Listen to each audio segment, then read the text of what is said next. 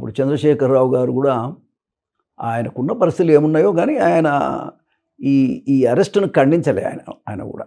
Okay. ఇంకోటి ఏంటంటే జగన్మోహన్ రెడ్డి అంత దుర్మార్గంగా వ్యవహారం చేస్తున్నాడు. ఒక ఎస్సీ డాక్టరు మాస్క్ లేదని అడిగినందుకు చంపారు. ఏమండి, మాస్క్ లేదని అడిగినందుకు చంపారు. ఒక ఎస్సీ తమ్ముడిని అయితే గుండు గీసి చంపారు. ఇట్లా ఒక 5-6 దళిత యువకులను చంపినటువంటి పరిస్థితి చూస్తూ ఉన్నాం. ఒక అడ్వకేట్ను చాలా ఇబ్బంది పెట్టారు, ఒక మహిళను చాలా ఇబ్బంది పెట్టారు, చిత్తూరులో అనుకుంటాను. ఇవన్నీ చూస్తూ ఉన్నాం. ఇవన్నీ చూస్తున్న తర్వాత అతను రాజ్యం వెళ్తున్నాడా, ఇంకేమన్నా వెళ్తున్నాడా, అసలు ఏంటి ఇతని పరిస్థితి?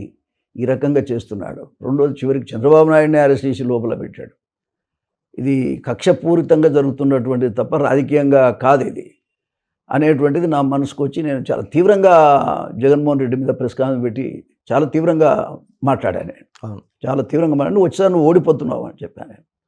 రెండోది ఏం చెప్పానంటే చంద్రబాబు నాయుడు గారు బయటకు వచ్చేంత వరకు నేను పోరాటం చేస్తానని చెప్పాను.